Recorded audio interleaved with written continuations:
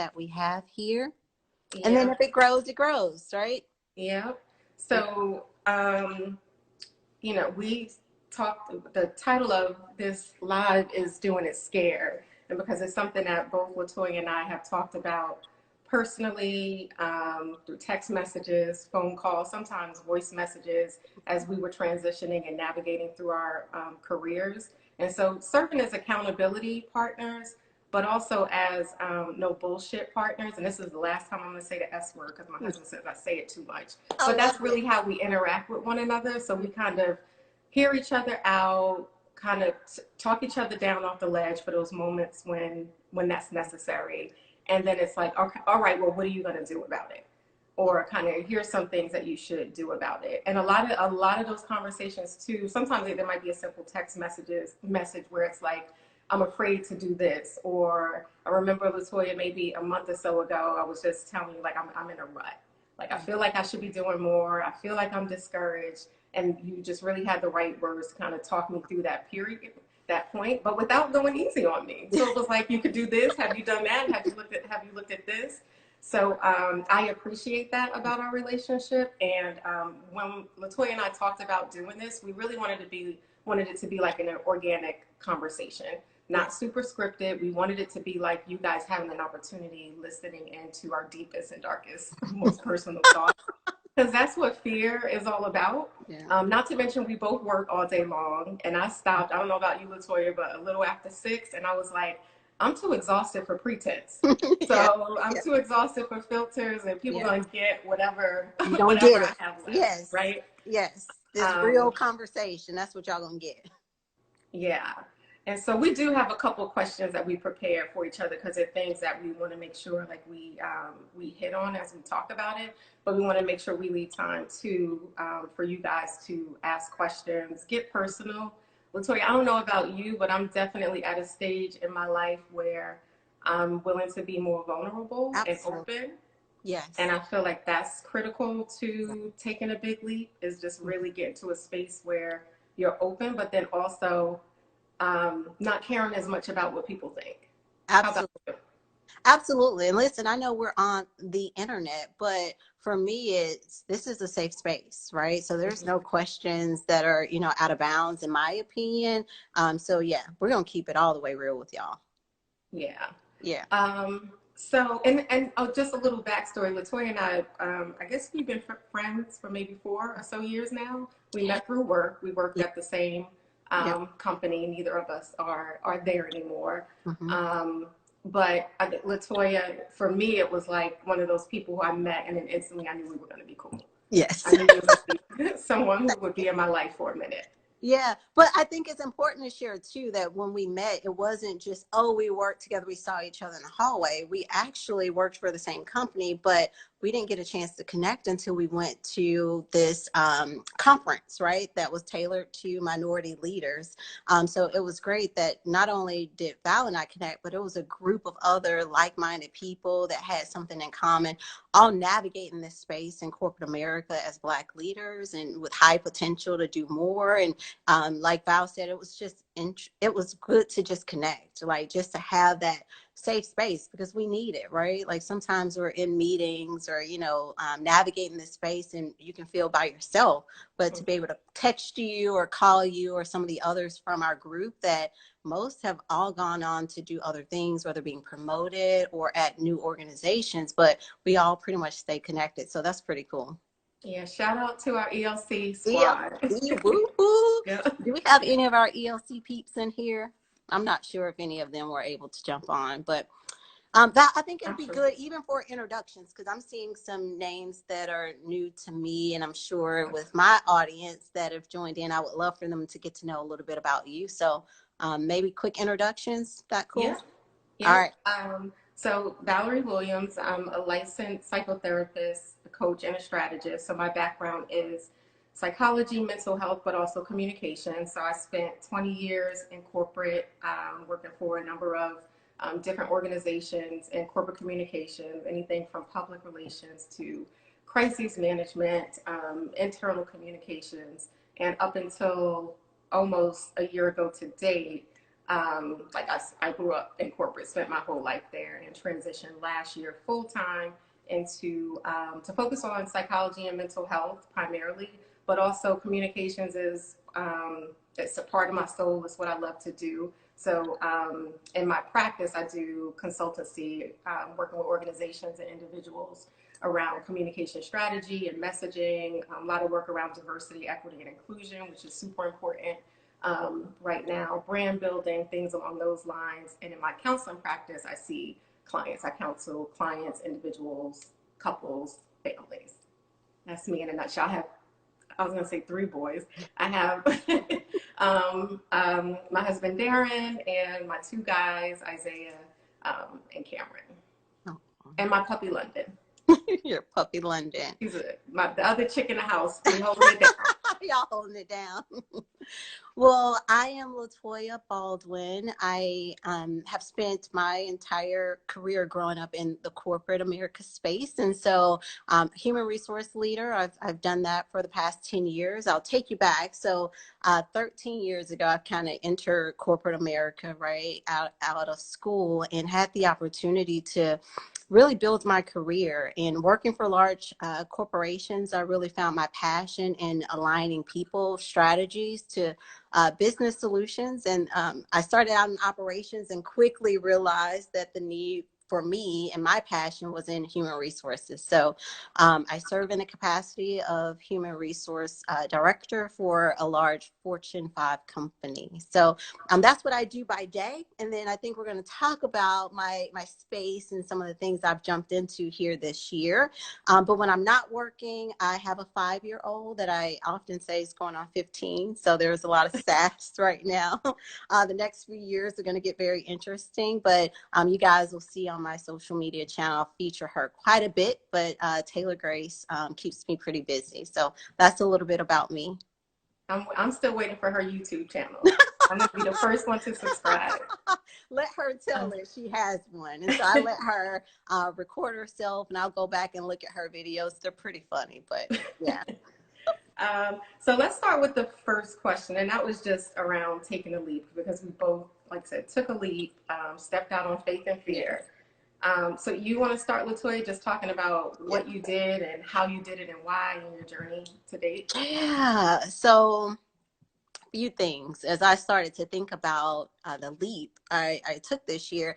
Y'all, I jumped all the way off the deep end, Val. So when I realized, I look back and like, wow, I did a lot this year in the middle of a pandemic, right? Yeah. And so I transitioned from one company to another. And that was tough for me because I spent almost 8 years there at this one organization. And so having an opportunity to stay here in Dallas, you know, that was a big move for me to say, I'm going to leave this company that I know I have, you know, a pretty good runway to continue to grow my career, to try something different and go into a new space, new industry, and learn a new book of business, still staying within human resources. But, you know, that was a challenge for me.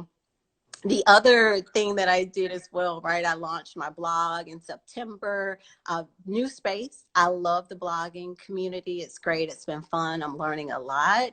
And then the other thing that I did this year, the other leap I took was to make an offer on my first investment property.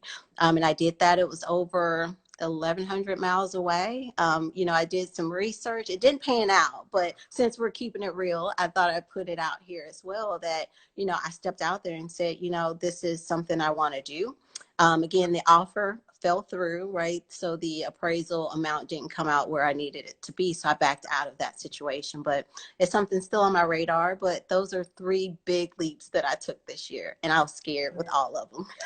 Yeah, and those are all great, but you kind of glossed over the blogging part and how major of a leap that is, because to be a blogger, like, you have to expose so much of who you are. Like, you are the brand. Yeah. And you did that. Like, I would be petrified to do that. And you created a platform and you created products. And so talk a little bit more about your platform as a blogger. Yeah, thank you for that. Yeah. So I am still getting used to, saying like, hey, I am a blogger. I have a website, and doing those things. But, for me, I saw a huge impact, right, with what happened this year with the pandemic.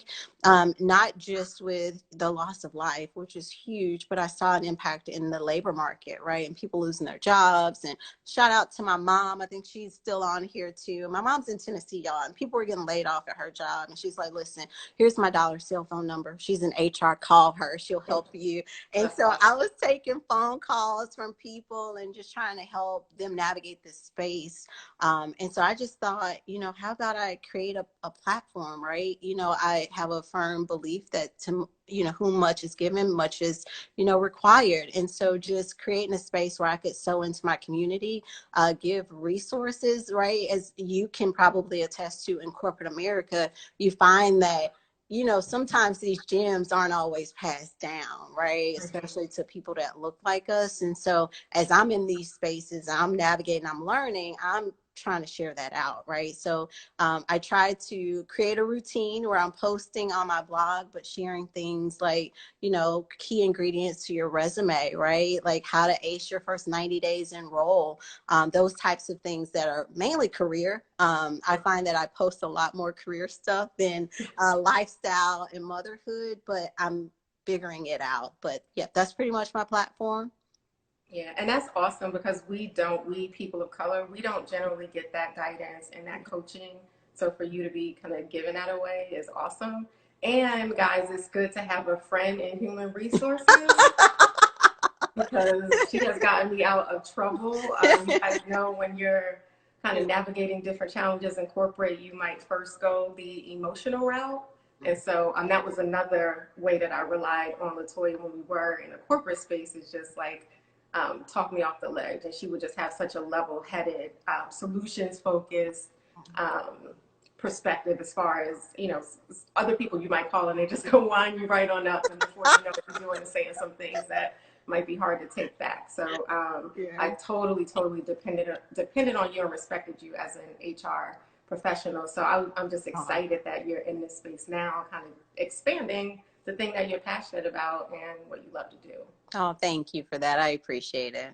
Yeah. For me, so probably one of the scariest things I've ever done, and in full transparency, like I became a mom at 20, junior year in college, and that, I'm not going to use the S word because my husband, but if I were, that S word was very scary, right? I don't know if that was scarier than what I did last year as far as quitting my job and walking away from my corporate career. And I anticipated that it would be a change. I honestly underestimated how much it will rock my world. But I knew for a while that at some point, like I got my master's in counseling all the way back in 2013. And so I knew at some point that I would want to move into the mental health space, like full time. I just didn't know when. And part of the reason too was because I love what I do. So it wasn't one of those things where I was running away from corporate per se. I tell people all the time, like I am not, just because I'm an entrepreneur now does not mean that I'm anti-corporate. And I tell especially younger people all the time, if you have an opportunity, get that corporate education, right? Because there are things that you'll learn there that'll be so relevant once, if in fact you want to move into entrepreneurship, and some of those kind of just the business acumen and relationships and networks that a lot of entrepreneurs and entrepreneurs of color don't necessarily have. So not anti-corporate here, although I did walk away from it. And then also use those full-time jobs to finance your dreams as well. So anyway, got licensed in 2013, but didn't leave until 2019. So we're talking about something that was in progress for 6+ years. I knew that, again, eventually I was going to do it. I just didn't know when.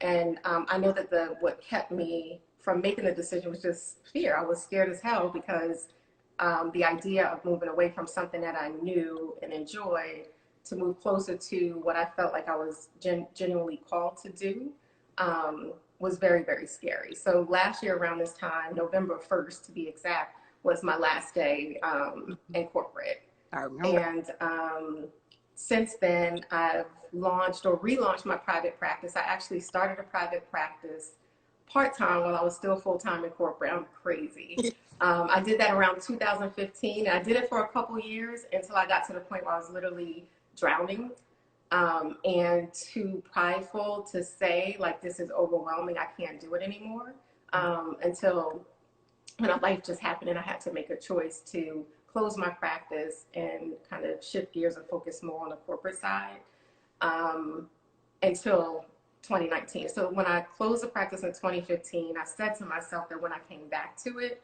it would be full time and I would be decisive, and that would be it. And so that's what happened in 2019. Like I said, I quit my job on November 1st, and then by December, I was starting to see clients again. And so relaunched my practice kind of December of last year, and also launched the consultancy arm of my practice around the same time last year, or maybe January of last year. This is all pre-pandemic, but we'll get into that a little bit later. Mm-hmm. So that's kind of that's my leap. So Latoya, oh, yeah, no, I just wanted to go back to something you said. I think that was, very key in regards to knowing that you want to do something, but you kept like putting it off, right? And I found myself in that situation as well, of having passions, but being so tied to corporate, right? And things that are coming your way there, that you don't really pause and figure out, like, okay, how can I bring this dream or this passion to life? And if you don't figure it out, right, you'll just continue in that same situation, right? Because for me, it's, I'm still in corporate, and it is the consistency of what that brings. But I also knew this year, like, I got to figure it out, because I do want to do something else on the side. Now, like you said, you learned in 2019, it's a challenge trying to juggle both, right? Even me, I started out saying, I'm going to blog, and every week, every Wednesday, I'm going to send out, a new blog. It is hard work, from, balancing time with Taylor on the weekend and figuring out when I can, craft what I want to put out there. But I'm committed. So, right, it's like the small steps that you take, and eventually, will lead to those bigger opportunities. And then the other thing that you said that resonated as well, I think sometimes people take for granted in corporate, especially for me, I value the leadership experiences. And when you look out or potentially branch out into entrepreneurship, if you want to build and scale a business, like, leadership is such a key component. Customer service is such a key component that I think sometimes people miss out on. So being able to gain those experiences and being able to run a business, like, I look at the work that I do, even in HR, I'm running a consultant business. The organization I work for just happens to be the largest client I have, right? But teaching myself that mindset, that if and when that time comes, hopefully that prepares me, right, for an opportunity. Yeah, and that's the part that people forget sometimes. Like, generally, if there's something that you're really passionate about and you feel like it's your purpose, regardless of where you are, you're doing it. Yes. So it might manifest a little bit differently. I mean, I felt like I used counseling and psychological skills in corporate all the time. Mm-hmm. I feel like it was relevant for how I led a team, how I consulted with leaders, especially in communications. Yeah. We work a lot with CEOs, executives, and being able to provide like sound guidance and counsel. Also how you think about like marketing and how you need to influence people to purchase a product or to make some kind of decision. Or if like, and Latoya, you know this very well, like helping to communicate around things like displacements, people losing their jobs or closing parts of the business. I always had to kind of really be mindful about how people think and feel. So I felt like I was doing that anyway in this setting, and it was just a matter of how do I transfer that to a new space. So I think people get hung up, like, starting all over again from ground zero. And I realized that once I was out of it, that I'm not starting from ground zero. Financially, I was starting from ground zero. And we'll talk about that. But I think people lose sight of that as well. Yeah. So kind of along those lines, the next question is just like, what's been the scariest part of what you've done? I'm like, where's the tea? If I had some tea, I'd be drinking it right now. Oh man. Okay, so the scariest part for me, honestly, is the fear of the unknown, right? Like if we're being real about it, right? Like I left a company where I had built my brand, I had built my reputation, and I knew kind of through succession planning, right, that career pathing and those opportunities. And so for me to step out and leave that company and starting over, it's kind of like you don't know what you don't know. So I'm like, ugh. I started second guessing myself. Like, I think I'm good, but will that same, level of respect that I've, garnered here at this organization carry forward, to this Mm-hmm. new space, right? And, competition and like, what does that look like? And so for me, I was really starting to maybe second guess myself or even doubt my skill set of like, will that translate well, right? So that was one of my one of my things that I kind of got hung up on, and just the starting over piece and rebuilding the brand and rebuilding the network and learning a different book of business, right? So wanting to figure out how do I catch on, right? At the past company I had, promoted several times, but the business remained the same, and I had worked at different levels that I knew the details, right? So I'm going to transition into a new space Okay. where I don't know all of the details. So again, what does that look like? So I think for me, that was the scariest part from the corporate piece. I would say from the blogging, and the investment property too, it was that fear of failure, right? Of like, ugh, like what if this doesn't pan out, right? Like what if no one gravitates to my content, right? What if I'm not good at it? So again, a lot of it's just self-imposed, and those were my, like, I would say the scariest parts of my transitions this year. Yeah, and I appreciate that. Like, where obviously my journey is related to moving into entrepreneurship, but what I like about your leap is like sometimes it takes courage just to move from one company to the next. It takes a lot. I know tons of people who Mm-hmm. are stuck in, Yep. pretty bad careers or in toxic environments, and they're just fearful to move because at least they know the mess that they're in. Right. So I know how hard it was for you to take that leap, and especially considering, like, I think you could have been the chief HR officer at some point at that organization, Oh, thank right? you. So I don't want to, and I don't want people to think again, it's not all about entrepreneurship, being your own boss. I want people to understand that um, sometimes you can get stuck just wherever you are, and that leap might not always be something kind of exponential or totally different. It might just be moving from one spot to the next.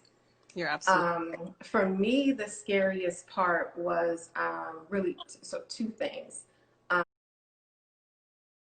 Um, the first, because we're being completely honest, is financial security. And right. so corporate provides, a consistent salary and benefits and all that good stuff. And again, it's what I was used to for 20 years. I know what day I'm going to get paid. I Yeah. know what goes where, and all that. And then the other thing, just being quite honest, is over the course of 20 years and being a brown girl from Irvington, New Jersey, a small town or city right outside of Newark, I had to work very hard to advance to where I did in corporate, and look around. And again, there are not a lot of people who look like me, and the struggles that come along with that. So I'm grateful in terms of what I was able to accomplish in that space, and from a financial perspective. So I reached a space where I had financial security, blessed above and beyond. And so to transition into entrepreneurship, like literally, for the most part, starting at zero. I'm married, so we weren't solely dependent on my income. But I tell people this all the time too. It doesn't matter that I had a partner. We were a dual income household, and we have been that throughout our entire marriage. So you're literally talking about cutting your income in half. And so while it was scary for me, it was scary as hell for my husband too. But he got there, not as fast as I did, but he got there. So that part was really, really scary. Just figuring out how, not just the money or the dollar amount, but just how money finances your life and your lifestyle and the things that you like to do, the experiences that you like to have. And so I was afraid of giving up those things. If we're just being honest, sometimes that's why we stay where we are, because of financial security. I was also nervous about, it's one thing to make that decision for myself and say, all right, I'm ready, even if I need to, live in a box and drive a bicycle, I'm good. But I was also making that decision for my family as well, right? What sacrifices were they going to have to make behind my decision? So that part was scary, and the weight of the accountability nearly took me out. So the financial stability, and then just the kind of stability, even if it's a false sense of security, corporate is still a lot more stable than entrepreneurship. Yes. And so, and you get used to corporate culture, you get used to having routine and structure, and everything is kind of laid out. And I like that. I live for structure. I live for control. I'm working on that, because this thing is not that. But so what was scary is just being in a place where literally I had to create something from absolutely nothing. But again, when I thought about it, I really wasn't starting from scratch. I had learned some things. I had the right support in place in terms of family and friends, of course, my faith. I had planned, so I didn't just jump out the window. I had a 3-year strategy as far as how I was going to exit, what I needed to do from a financial perspective, being clear on different revenue streams and what that would look like. But 3 years felt safer than it was actually a year into my plan when I made the leap. But me being me, I had this 3-year plan of exactly how it was going to turn out, and it turned out a little differently. But again, I planned, I had some things in place, I had networks. So I just had to keep reminding myself, and I still have to keep reminding myself that I'm not by myself. And that was scary too, is just feeling like alone. Feeling like, I'm taking all this on myself, on my own. And in corporate, that's one of the things I loved about it. And one of the things I missed the most is the community, the relationships, seeing someone every day, being able to bounce ideas off of. Now I'm talking to my 12-year-old about business strategy. Give some good advice. And definitely my college grad gives some good advice as well. But just feeling like, I'm on my own, and I don't have the security and the stability that I've had before. And so much so, like, I developed anxiety. And not just like people all the time say, okay, I'm anxious, or this might give me a little bit of anxiety. Anxiety is a normal part of life, right? Clinical anxiety is something totally different that I had not experienced until I was in that state where I was feeling like everything that I know has changed, and I have no control over it in the same way that I had when I was in corporate, and I could, manage. I knew what was coming. And so that was something new that showed up. So I needed to figure out, well, how do I manage this anxiety, but still move forward? And that was really challenging and scary, just because that in and of itself was a new experience. Yeah, I'm just even thinking back from the early conversations, right? I remember you and I talking as you were considering, this transition, and, of course, me hyping you on, but just the reality of what you were stepping into, right? And so I commend you. Super proud of you stepping out there and doing it. And then the other piece, right, is we're thinking about this, what unfolded this year in 2020, right? So you left corporate America like right before this pandemic hit, right? And then here I am in, what was this, July, August, somewhere, telling folks I'm leaving the company I've been at, for quite some time. And, people were asking quite like, are you sure? Like, the whole last one in, first one out, like, are you sure you're making the right decision?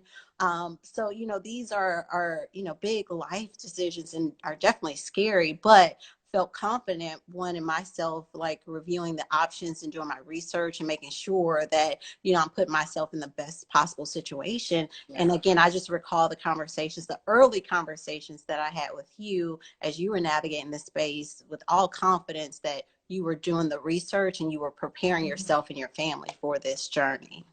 Yeah, have a plan. Don't just jump out the window. I don't encourage that. No jumping out the window.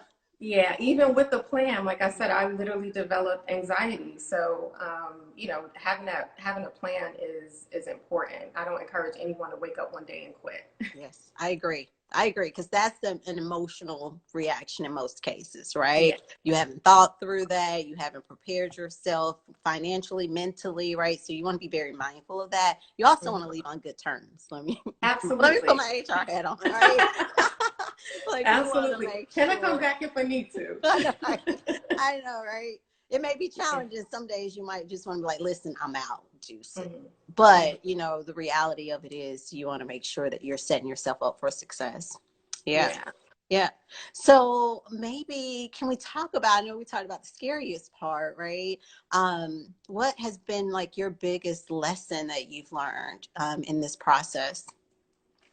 Um, so a couple, and this has been a lesson that I've been learning probably over the past decade Mm-hmm. is um, progress and not perfection. It's Mm-hmm. literally something I had to write down. There are things that I write down literally to remind myself of. Um, and lots of times we wait Yeah. for everything to be neat and pretty and perfect before we move. And we're not afraid to make a mess along the way. And I generally don't like messes of any sorts.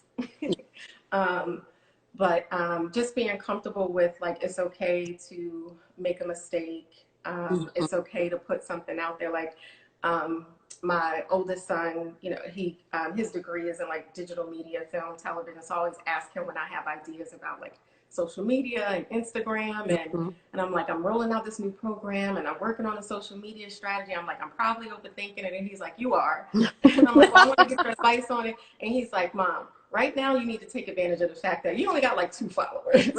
So you can make mistakes now.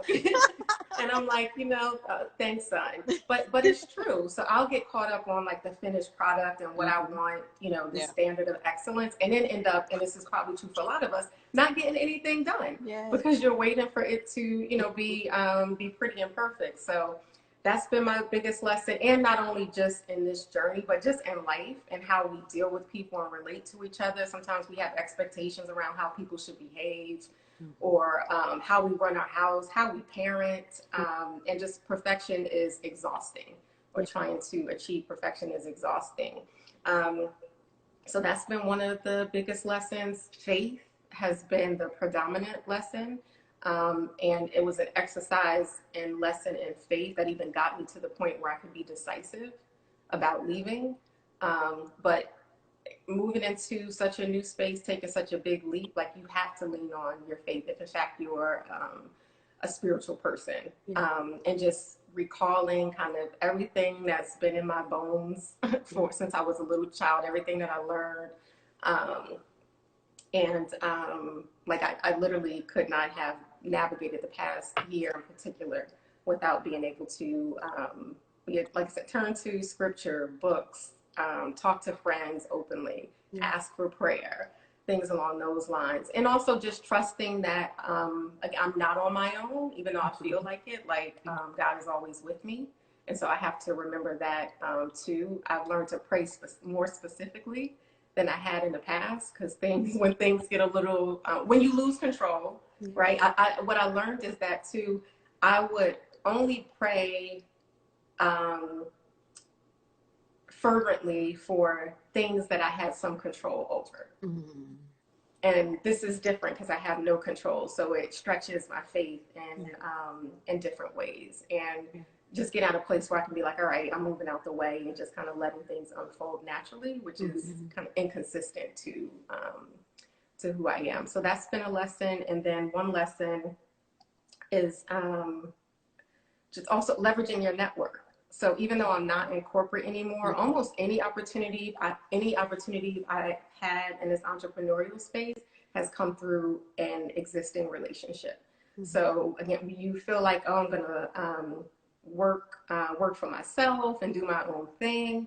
You cannot do it without having a network in place. You can't do it without having those lunches and those coffee chats, Yes. and leveraging LinkedIn to its fullest capabilities. Mm-hmm. And so but it was important to have cultivated those relationships before I needed them. That's key. So that's been a big lesson. That was a whole word right there. Wow. Like all of that. Ditto, ditto, especially the faith piece. And then what you just said last, like for me resonates, especially being a woman of color.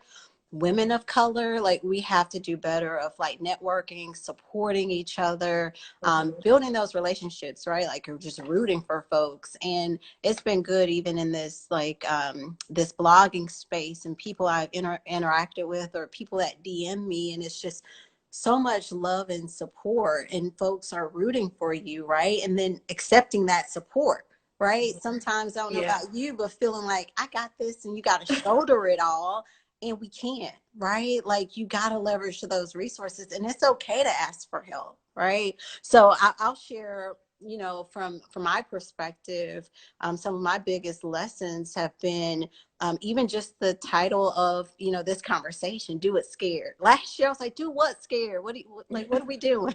You know, and that was the thing until I ended up here in 2020. And like I said earlier, I just jumped off the deep end and now I get it, right? Like you'll never be 100% ready. You got to do it. You put your one foot forward and you work towards it, and know, like you said, done is better than perfect. You're going to get there over time, but you got to start somewhere. And if you wait, you're not going to do it, right?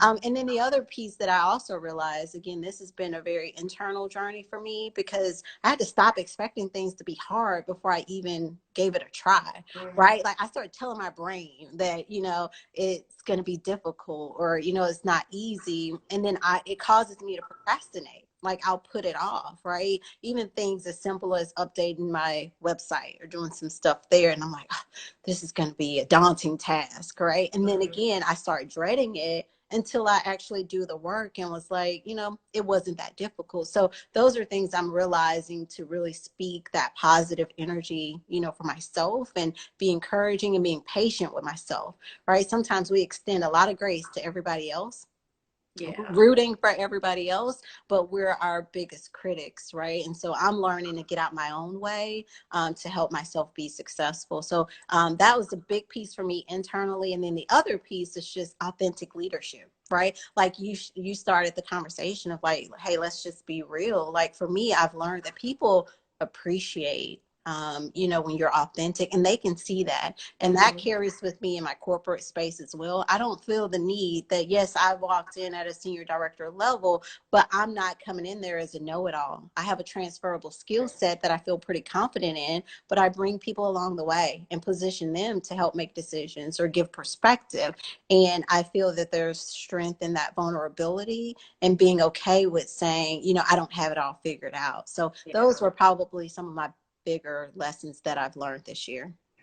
Yeah, that vulnerability piece is super important. And I even had to learn to, I thought I was vulnerable with my closest friends, and family, but I'm like, oh, you're not. Like, there's so much that you keep inside. So I had to practice that as well, just being able to reach out and say again, hey, I'm stuck. Or those moments where, like I said, I felt confident enough to make the decision. Most days I wake up and I'm like, you got this, you're prepared. But there are some days where I'm like in my bed and I'm like, really? Like, maybe not. Maybe you're not smart enough. Maybe you're not as good as, you know, the next person. But getting in the space where I can have that conversation and say, like, you know, I'm not feeling great about myself, or I feel like I could be doing more of this or less of this, or I'm dealing with anxiety, or I'm dealing with depression. Like, just being able to be vulnerable enough to get what you need, and not just from, we're talking about networking from a professional perspective, but even getting what you need from an emotional perspective from the people who are closest to you. Yeah. And again, I think women of color in particular, especially when in corporate spaces, we learn how to keep it all in, how to pull it together, you know, be about your business, not look rattled. Yeah. And it's hard to undo that when you're not in that space, because it becomes a part of who you are, essentially. You know, we spend more time at work than we do at home for the most part, more wait time. Anyway, so that vulnerability piece, Latoya, is so important. Yeah, you just said something in there. Ugh, I got to touch on it, but I know we have another, you know, piece that we want to share too, and then open it up for a Q&A. So I'll go really quickly, and then maybe we can talk about, you know, kind of our last moment. But I also think if, we're being absolutely, 100 here, when you identify, what you need from an emotional standpoint, you also got to identify what you don't need. So this year too has been about protecting your energy. You know what I'm saying? Like when you stepping Yeah. out and you making big moves, sometimes you need some people that's going to speak positivity into you and support you, encourage you, but you need that level of support. And sometimes if you got folks in your circle that are more focused on digging holes or holding you back or discouraging you from those things or taking those risks, I think you got to evaluate that as well. So that's for me. I think I've learned too of protecting my energy and being transparent and honest with those two that you have in your safe space of what you need from them and what you don't need. I'm sorry, I just Yeah. had to put that out there. No, that's good. That's good stuff. All right, Yeah. so go ahead. Yeah, I was just going to ask you one of the last questions is what's been the best part and most fun? It's so crazy. We spend all this time. I can talk about all the lessons on, everything that's Mm-hmm. learned or, what was fearful. But I'm glad you asked this question about the best part, right?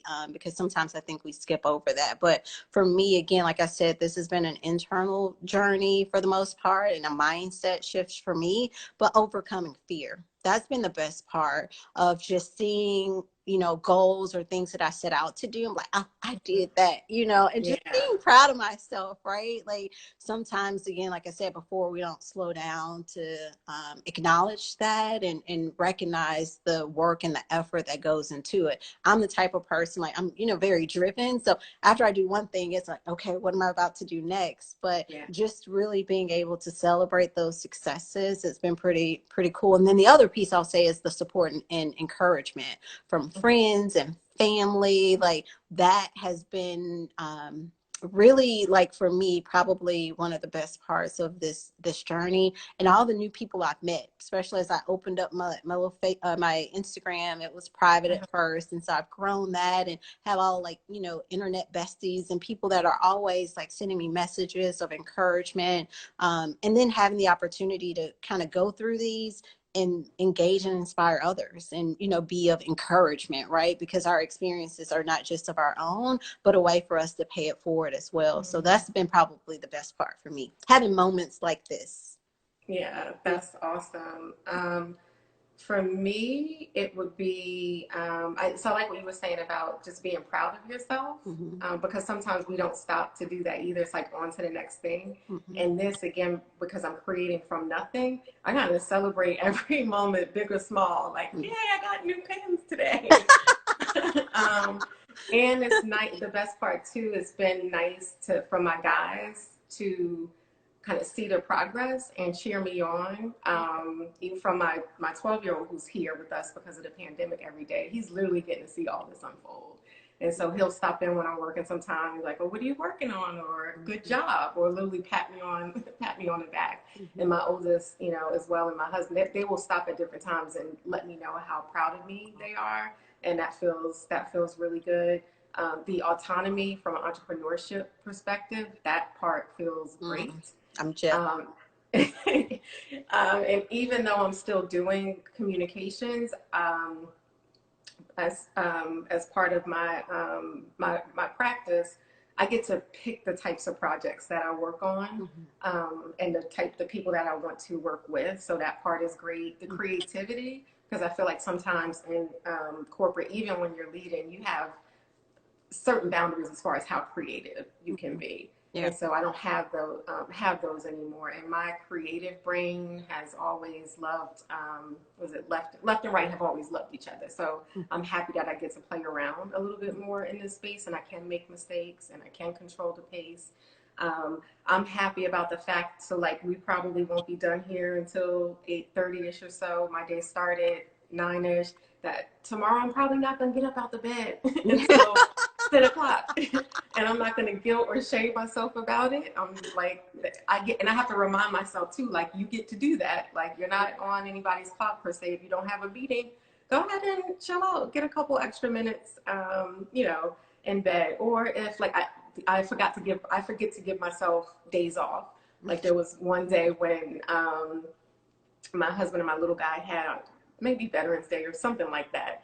And they're like, well, we're off tomorrow. And then I'm like, wait a minute, looking at my calendar, like, oh, I'm scheduled. But having that autonomy too, to be like, okay, you know, Yeah. you're off, you Yeah. can be off. So having the flexibility that I wanted, and moving into entrepreneurship and not just being on all the time. Like I have moments where I need to be on all the time and I just need to, you know, bang something out and press forward. But I try not to allow that to be like my existence every day. And I Yes. had to kind of make sure I was pulling back because it's easy to go into that space, because it's how we get used to working in Yep. corporate. And Yep. so I'm like, yeah, you can grind, but I get to control when I grind Yes. and how hard. So those have been the best things.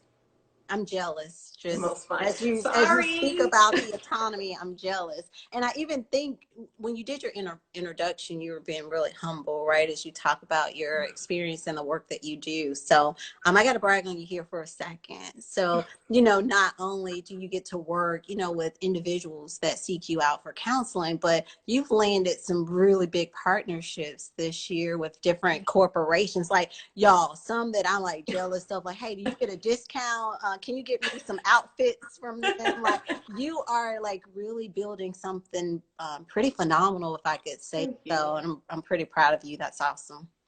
Well, I appreciate that. Yeah. Thank you. Yeah.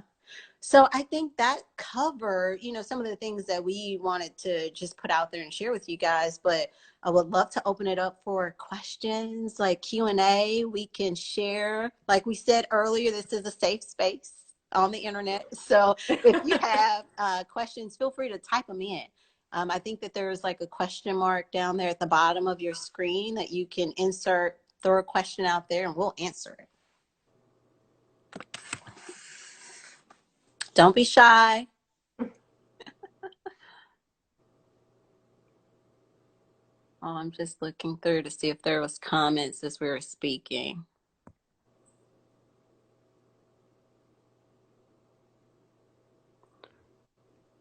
I don't know if we can save this when we're done, but I'm going to take a look and see what we can do. I'm hoping it's recorded, but I'm not sure. I think there's a way. There's a way. Okay. We'll figure it out. We'll find it. There were so many comments here, y'all. All right, I don't see any questions. Let me scroll all the way down to the bottom. Okay. So, what advice do you have regarding overcoming anxiety? Val, you want to take that one? Oof. I'm still in the Yeah. process. It's less about overcoming anxiety, it's more so about learning how to manage anxiety. Mm-hmm. And so, for people who deal with anxiety clinically, um, oftentimes than not, is unfortunately something that will probably stay with you, but you just figure out how to live within that experience. And so, things like mindfulness, and that's like meditation. And when I say meditation, people get scared. I'm talking about there's apps like Simple Habit, Calm, where you can do like 5-minute meditations. And the focus of meditation is to keep you focused on the present. And that's generally the challenge with anxiety is you're spinning and you're thinking about what if and the next day or 2 weeks out or 3 months out. And so meditating kind of helps to bring you, keep you grounded or keep you centered. Breathing in real life, my guys here can tell you I breathe all day long and taking deep breaths because one, it reminds me to one, pay attention to the fact that I'm getting wound up, and then two, just to slow me down. I know that when I'm getting wound up, I'm too far ahead of myself. And you can have anxiety over things. Like I have anxiety over things that I'm excited about. Like there's just so much that I want to do and that I know that I can do that I feel overwhelmed because I want to do it all and I don't know exactly how it's going to play out. So anxiety is not always about these like traumatic events or having fears that something bad is going to happen. So for me, breathing helps, slowing myself down in the moment and just kind of recentering myself and be like, one moment at a time, one day at a time. And it goes back to what we said earlier as far as the perfection piece, like throwing that part out of the window. Throw perfection out of the window. Yeah, and talk to a therapist, the obvious part. Yes, yes. Talk to a therapist, brown people. Some of these things we can't manage on our own. We Mhm. really need to, be open to clinical interventions. Yeah, yeah. And if someone was maybe looking for a therapist, like where would you recommend they go to search and find a great therapist? Yeah, well, for one, if you're in North Carolina and you're not a friend or my family, you can reach me at selfsoul.inc. Yes. For everyone else, Psychology Today is a great platform because you can search by your area. You can search based on ethnicity, gender, the types of issues, whether or not they accept insurance. So that's a great place to start. And then Therapy for Black Girls. So if you're a Black woman and you're looking for a therapist, those are two great places, two great resources. Latoya, how have you experienced anxiety in doing all these kind of new efforts and getting out of your comfort zone? Yes. Oh, absolutely. Well, I think for me, I am used to change and doing things different. Mm-hmm. But this year has definitely been stressful in a way that I just took on a lot, right? I was just doing so much in such a condensed time period that I found myself kind of getting wound up. And so, to your point, meditation, I have several podcasts that I listen to that have been really good. So when you talk about therapy for Black girls, like for me, I think there's that stigma previously with therapy that I think it's just a normal conversation these days of we got to figure out how do we help ourselves, right? How do we move past anxiety or in depression or any of that? Hey, I'm going to jump in. So there is a question here, and there's a few that's jumping in. So the first one here, I'm having a hard time reading against the background. I'm sorry. But I think Shakita wants us to talk about our exit strategy, right? When you left your last role or job. So I don't know if that's for me and or for Val, but I'll tell you You really go. quickly about mine and tell you my story. So with my role in my past employer, I was in a position where it was required. How do I say it? It was kind of required to be at the corporate office. So if you grow at a certain level, like beyond a regional capacity, like all of those positions are traditionally based at the corporate office. So they asked me to take on a role to stand up talent acquisition for the company and relocate back to North Carolina, which is ironically where I had moved from. But when they moved me to Dallas, what they didn't know, what I didn't know either, honestly, was that I would fall in love with Dallas. And so when the conversations started to take place of like, hey, we need you to come back to North Carolina, I started to realize that, hey, I got to make a decision here because I was in a role that they allowed me to take on temporarily as a way to stay remote, but it was truly based at the corporate office. And so I ended up asking my leader, like, hey, so what's the timeline are you thinking, the need for me to transition back? And so, he was pretty supportive and asked me what I was thinking. And to be honest with y'all, I was figuring out then how much time I was going to need to find a new opportunity because I knew I wanted to stay here in Dallas. So I think I gave him 4 months or 4 to 6 months, right, for me to kind of put motions in place or figure out what that looked like. And I just got to work with my network, reaching out. I am a firm believer at this point in the game, right? It's not necessarily who well, they say, before it's not what you know, it's who you know. I take it a step further and say it's who like you as well. So for me, it was just really tapping into my network of seeing who was out there, leveraging LinkedIn, contacts that I had previously, and just kind of putting fillers out there. And so I had the opportunity to move forward in the process with the company that I'm at now.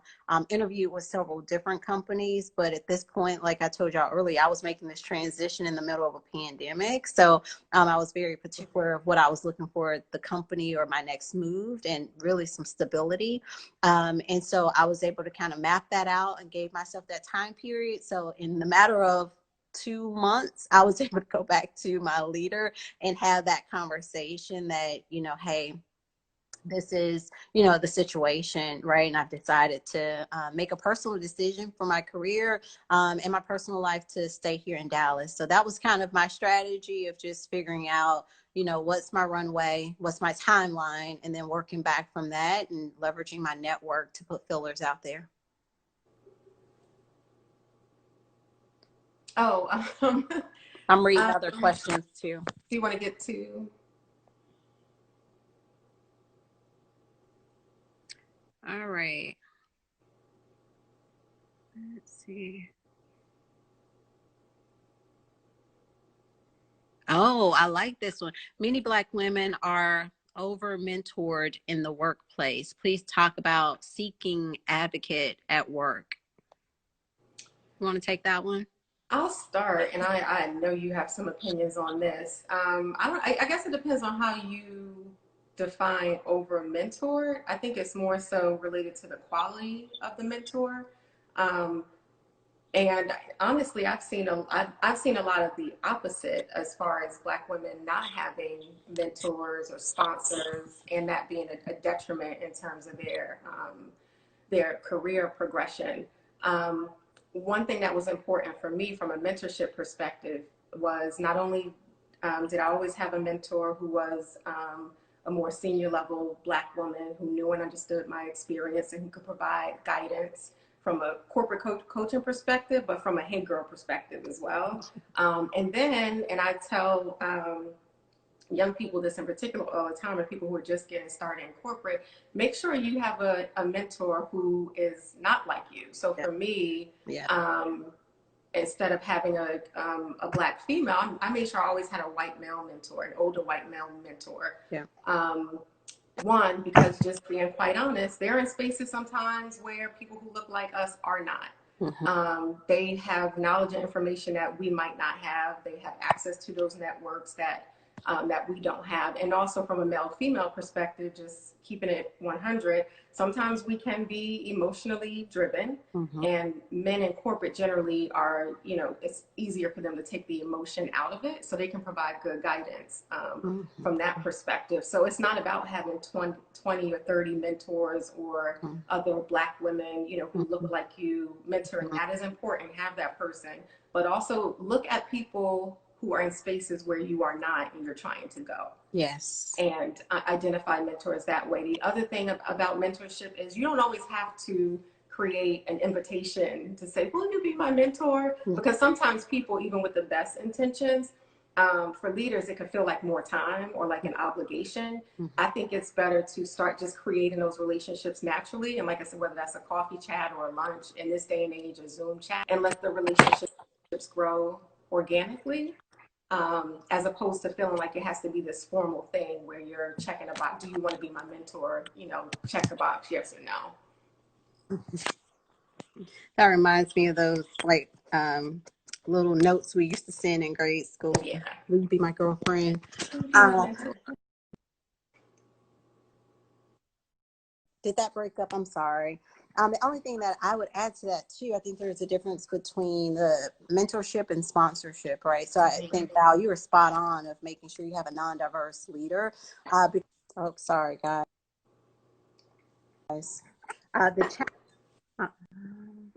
Can you see me? Can you hear me? Yeah. Okay, sorry. I think my phone keeps cutting out. The challenge is, right, when you have minority leaders and sometimes being the only one at the table, you can't be the advocate for all the other minorities everybody at the table, right? So that is the challenge in itself as well, of just being mindful, right? You need some people that, again, don't look like you to advocate for you. So I thought that was really great advice, Val. All right, so here are some other questions. We answered the overcoming anxiety. All right. If you both could go back and speak to your 12-year-old selves, what would you say? Hey, Val, if you want to. You want to go first? Can you take that one? I'm going to get my phone connected so it can stop disconnecting. Okay.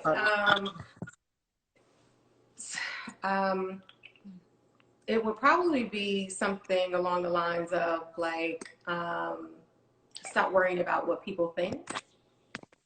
That tripped me up a lot in life, and helped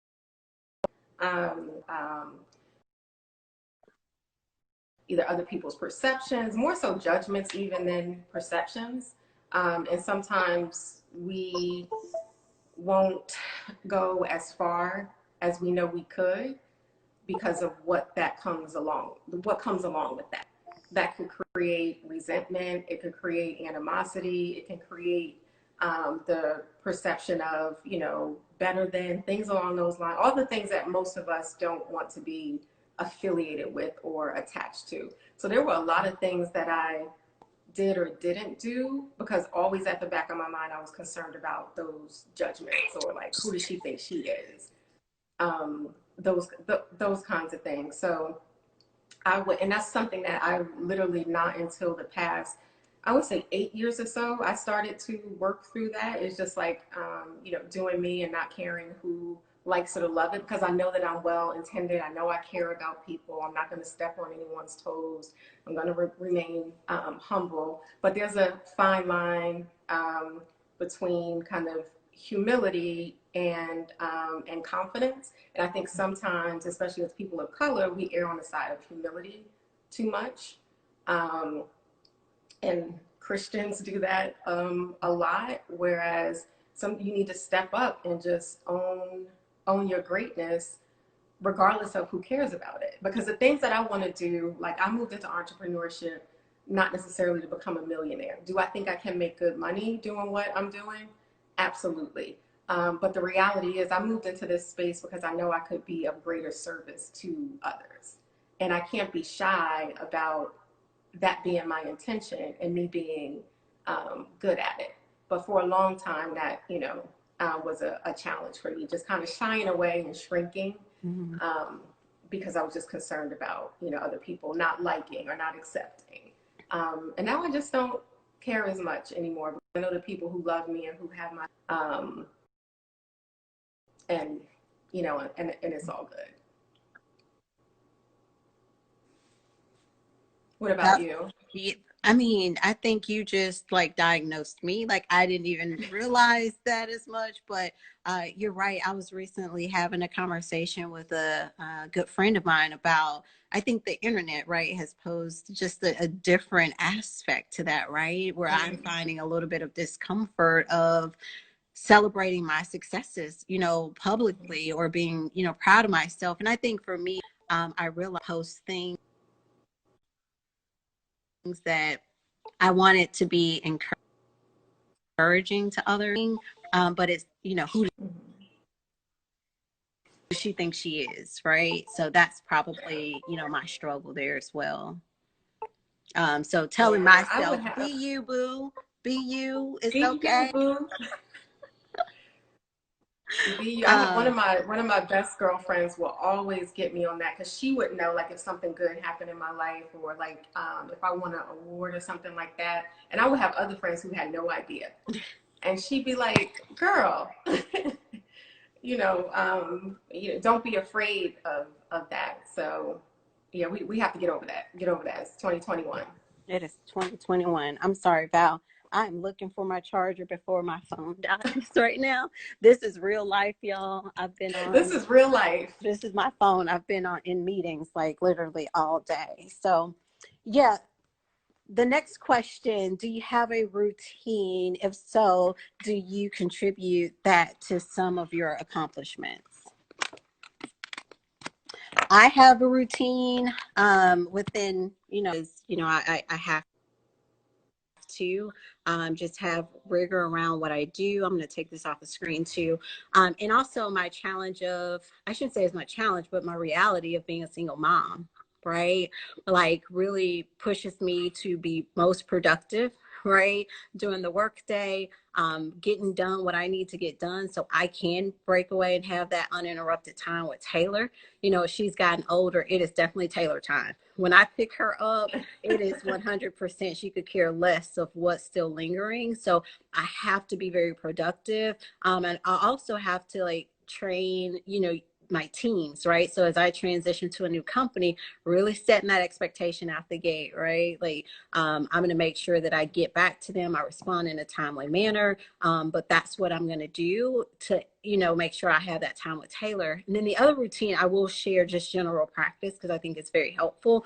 Every Friday, and I've done this for the past maybe 6 or 7 years, every Friday from 9 to 9:30, the time changes. It really doesn't matter. But 30 to 45 minutes, I go back and I block it on my calendar. So it's protected time of a weekend review. So I go back and I look at my week. What was productive? Where did I spend my time unnecessarily? Where did I fail to delegate? What are some things that I want to do differently? So when I get into next week, yeah, and granted, it's been on my calendar, right? I said to y'all like 6, 7 years. So you never get perfect at it, right? But I have a routine and I look at it to make improvements, right? So that's one of the things that I think does help me really make sure that I'm leveraging my resources, I'm working at the right capacity, and again, making sure that I have the appropriate work-life balance, because the work that I do, nonstop, 24/7, weekends if you allow them. So really making sure that I build my team in a way that I can break away and not be committed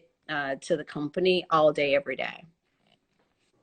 Yeah, routines are everything for me. So like I was saying before, part of what was so scary about leaving corporate is having this new space without the structure and a routine. So I had to create my own routines in order to just have some stability in my life and to be focused and to be really clear on, what needs to happen this day. I still have an annual plan. Like I'm in the process, just like every other corporate professional, of building out my 2021 strategy. I'm doing it by myself. I told my husband that we're going to have a strategy session soon. But yeah, the routine and the structure is still important regardless of what it is that you're doing. I don't trust myself enough to be willy-nilly every day because I might be on Netflix at 2 o'clock every afternoon. But structure and routine with some flexibility. And that's what I'm, learning to about the process. But like I see clinical clients on these specific days, and then these specific days are, my communications consulting days. Routines, I started a breakfast routine where a couple mornings of the week I have a nice little spread for myself. At the dining room table, I pull out a placemat and everything. I don't usually do that most days, but just having those things that are just for you is important, and creating, routines that become good habits. I think is really important. And I can imagine that's really important for you, Val, just in that entrepreneurial space, right? Like that's something I would have to work on, is my discipline as I, made that transition over. So I'm glad I'm not there just yet because, yeah, you talk about Netflix. I'm like, where did the day go? No. I don't finish the whole series. I know, right? Right. All right. So I think we answered all of the questions. Are there any other last questions coming through? Well, Val, this was great. Thank you for doing it scared with me and joining my first live. Frightened. Yeah. It should have been doing it frightened, because that's where I was last year this time. I was scared. Frightened. Well, this is great. I'm glad that people got an opportunity just to, join into our conversation, because this is truly what it looks like. I'm thinking we should FaceTime more when we have our talks. I think so too. I don't know why. And it's probably because we're always in the middle of a meeting or something like that when we're connecting. But any last gems or jewels or bombs you dropped before? Do it scared, y'all. Like, just whatever it is, right? Like, oh, Val, we got a comment. Someone said, do this again, please, ladies. Oh, okay. I know, right? Take it on the road. We should do a road show. People are into podcasts these days. I'm like, that's really a thing. But no, I would just say, again, y'all, just step out there, whatever it is that you're putting off. Like, do your research, take partners, leverage your resources, but put one foot in front of the other and go after it. Yeah. The only other thing I would add is just to be decisive. Sometimes you just have to make the decision, commit to it, be decisive. For people of faith, don't wait and expect this biblical moment to happen when the clouds open up and God said us do this or do that. It is not going to happen. So just be decisive, make the decision, commit to it, and step out on faith, but also on your knowledge, your resources, and your networks. That's awesome. Thank you. Yeah. Thank you, Val. Thank you, everybody that came through to listen in and participate and ask questions. Really appreciate you guys. Yeah. Next time over wine, because they need to get some of Oh, those chats happy too. hour. Happy hour. That's part two. The conversation gets really real at that point. Yeah. Then y'all will get to meet Toya after the conference. No, Toya after the meeting. No. We should let them in on some of the text messages we've exchanged during meetings. My sister told me as I was preparing, Brittany was like, and don't you drink any wine before this conversation. I'm like, I know. No. Yeah, I have tea. It's tea, guys. It's tea. Maybe. All right. Next time, though. Next time. All right. Thanks, Bye, everybody. y'all. Love Bye. you. Love you, Toya. Love you. Bye. Bye.